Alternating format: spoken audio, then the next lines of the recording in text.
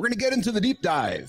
Janine Sua, we're talking about designing habits, turning routines into results. Janine, we've been talking for the last segment there on Center Stage, and you've been grinding your entire career, helping brands scale community-driven strategies. Janine, from everything that you've seen, all the dudes you've worked with, all the human beings you've worked with, and everybody you've experienced, what's the real reason that you think most routines fail? And if someone's listening right now, they're just tuning in, shinku, ears go up, they're thinking about making a change, based on your human experience, what's one shift that you think that human can make right now to see some results fast? They hear everything from me all the time, from Marty all the time, John all the time. What's one thing that really worked for you can invite somebody to consider? I like to say here, I like to make recommendations, make suggestions. Our audience makes decisions. What would you throw out there, Janine, for our audience right now? Yes. In terms of the decisions, that's literally what I was going to say. Like, you have to decide if it's something that you really want and then commit to it. And it sounds really simple, but simple's not always easy. And it's okay, let me make this contract with myself. What am I going to choose to do?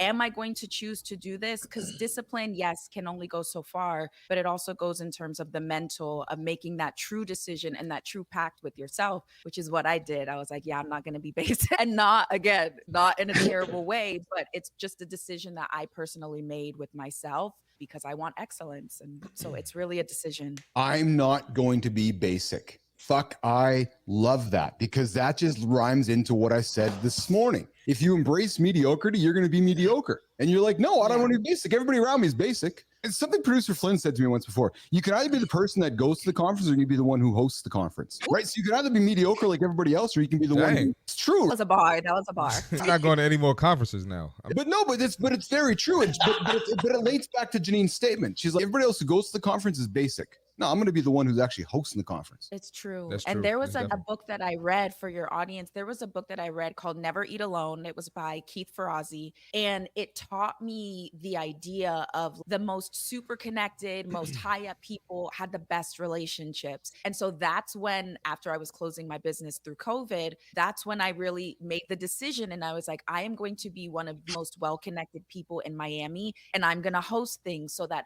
whenever I'm in a room, whenever I'm not in a room, you're going to know my name. And I'm also going to provide that insane amount of value to be able to help you get to the next step. I'm going to follow up on my word. And it changed the game. And that's how I decided 4 years ago to fully double down on community and what it really means to be like a community leader and ecosystem builder. Janine, you said you were an athlete. Yes. Following a routine as an athlete is easy when everybody's winning. Oh yeah, we're winning. We're having a great time. Building routines are easy when life is fine. And then all of a sudden you weren't an athlete, or all of a sudden you're going through a divorce. And I did too, just to throw it out there, just to offer that up for you. So all of a sudden the routine becomes perhaps challenging to embrace when we're now losing, or when the mornings get tough. How do you find the discipline of a routine when the times get tough, Janine? The real answer is when you look in the mirror and you're like, there's something that I can change that I don't like, or I literally need this to get through the day. That's when you can really double down on the discipline aspect of it, because then it's like you're looking for it could be the superficial, or it could be the something like the deep element within yourself. But that personally is what helped me get myself off the floor of, okay, our body's cool, but you can do better than this. And so I would go in the gym, and then it would be a mental game for me of like cussing everybody out and being, screw y'all can't tell me anything. I literally tell myself, like, I will eat your children to anybody in the gym when I'm lifting to try and get through a set. And it's that element of just like pushing myself beyond limits. And then it became a game for me, and one of the most gratifying feelings like in the world, genuinely. That's how it's supposed to be. You got to have a dark side. You got to have a dark side. Gosh. Every successful person, whether that's business, whether that's the gym, whatever, they have a dark side, because you got to have that aggressiveness, that tenacity. So you can't just half-ass something and expect to get the result that you want. So I love that, Janine. It's so true. Yeah. Turning as an athlete, it's easy because we have a competitive nature. When we turn difficult things into competition, it makes it very easy to perform better. And that's something I love what you're saying. And I have little mantras that I use that I say to myself when times get tough. And that's the shit that keeps me moving forward. I love it. One question for Janine. Yeah. So I played D1 basketball, so I'm totally right there with you. And I'm 31 now, and I'm almost out of college it'll be 10 years, and I'm about 8 years removed. But I can't turn off that trash talk. Do you feel the same way? And then it translated over to business or to the real world for you? Because that's just me. I talk crazy on the basketball court. I'm the same way in business, whatever we doing, lifting. Did you find that you couldn't just turn it off? Oh my gosh, 1000%. So there are two things that I want to mention. One, I'm 5'3", so playing basketball and being a 2 or a 3 and then trying to box people out, girls who are 6 foot. I'm with you. I got pretty crazy with it. And so my dad had to teach me, like, you really need to learn how to control this so that you can use it as fuel and not be out of control. And then today, even up until probably last year when I was still in Miami, I used to be a part of a basketball DAO. And so it was like all these guys from tech, GPs of big funds, these high growth founders, like we would all play basketball and just shit talk like the whole time. And it was the most form of genuine community, but also like when you're on the court, don't touch me, don't mess with me, because you are now 6'5" trying to pack me, and I have to defend my integrity and my honor, even if I am little bitty 5'3". Absolutely. Marty, I love how you said you have to take out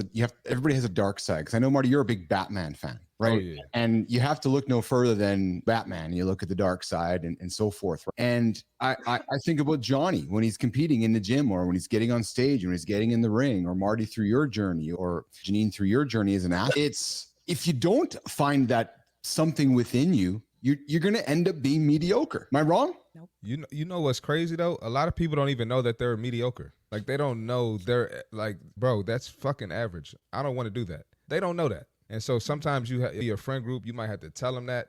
So I know me being in the fitness world, Janine, I have to tell my friends and get that out of them. Have you ever had to do that with any of your circle, or did you just change your circle? No, well, both. Circle, That's yeah.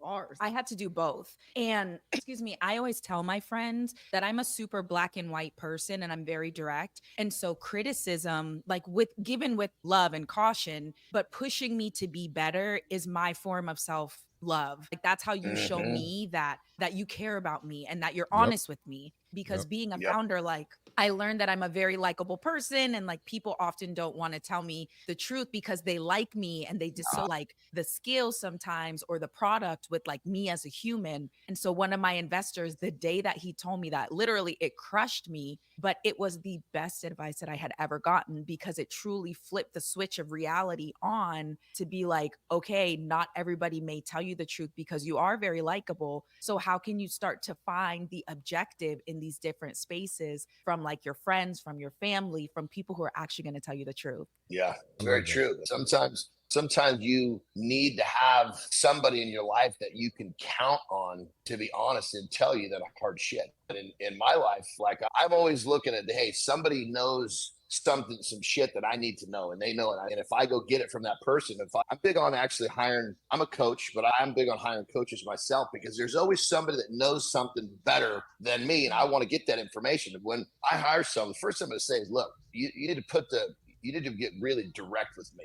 I don't get my feelings hurt. We're not here having tea and cookies. We're here kicking ass. So tell me if I'm fucking up, tell me. I will redirect whatever I need to do, but we need those people in place. And sometimes it's hard for people to find that. So I know myself, I always have leaned on having some sort of I guess you could say to a certain extent, a good part of my life. And I guess most of my life, I had coaches that they're the ones that say, hey, what the fuck are you doing? This is the way we do it. Pull up your panties, take a deep breath. Okay, this is going to hurt, but get the job done. And sometimes that's what you need. For me, I respond well to that. And so I totally hear what you're saying. We need that person in our life. Whether we're going to hire them or we have them, you got it. You need those people in your life. It's so true. My business partner now is my best friend of 13 years. We pledged together. She was my friend, meaning like we pledged and she was in front of me. But she is now my go-to person for all the things, because she's one of the few people who, one, understands my crazy ass brain, but two, who genuinely looks out for me because I've looked out for her in so many cases. And so the relationship is very much so, dude, you're screwing up. Like you need to get your stuff in order or take one step at a time. time. And she brings me back to zero and to center every time. That's perfect. All right, so Nation, here's the thing. Here's the bottom line. As we've been talking about with Janine Sua for the last couple of segments here, Center Stage and Deep Dive, learning that leveling up isn't just about doing more. Nope. It's about locking in those habits that fit your life and knowing when to hit pause so you can come back sharper. Those small, consistent moves that drive progress. But the real power, knowing when to reset, refocus, and get back in the game, as we've been learning about and talking with Janine here today. And listen, with no month around the corner, hey, Janine, no month around the corner, November. It's where we invite humans to say, hey, wait a minute. In order for me to achieve something quite successful, I got to say no to a bunch of things, right? We've got to say no to a bunch of things to hit yes on something quite audacious. So now's that time, Nation, to ditch those habits that aren't really pulling your weight and double down on what actually moves the needle so you guys can think about hitting those big, audacious goals you really want to do. And it starts in the morning. Janine, as we wrap it up today, I loved your energy, loved what you brought to today's show. What's the best way for Business Athlete Nation to connect with you, follow your journey, and tap into what you're building and learn more and continue to be a part of Janine Sua's orbit? Janine. Oh my gosh, connect with me on LinkedIn. I'm literally an open book. I share with you what I do, why I do it, how I do it. And oftentimes just like DM me. And I have a whole system based up so that I try not to miss DMs, but feel free to connect with me. And the last thing I will say going into the month of November, Marty mentioned compound movements. Y'all, kettlebell swing will change your life. So if there's one thing that you want to do in November, don't always focus on running on the treadmill. Put some kettlebell swings in your life and you will see the results just like full body. Absolutely. Hamstrings, lower back. Some kettlebell swings. You know what I'm doing them today. I love that we got it. And I said the greatest. We got the woman on the show telling people to lift. She's like, "Oh, don't get on the treadmill. Go pick up some weight." Exactly. Go get strong, ladies. Go get strong. We know it's gonna make you live longer, but getting strong is part of that process. Hey, Janine, thanks for coming around here today. We appreciate you hanging out with us this morning. Thanks, Janine. It was such a pleasure. Thank you, Janine. The energy is great of y'all. Thank you. Awesome. Thank Just for joining us. You guys know how to find her. Go find her on LinkedIn and connect with Janine along the way. All right, coming up in about a minute or so, we got Jory Jansen joining us for, of course, our weekly Friday protein break. We're going to talk about nutritional periodization, but before that, we got this guy coming up, John Anderson. I know he's been brewing. He's holding on to something, willing and eager to unleash it. Johnny,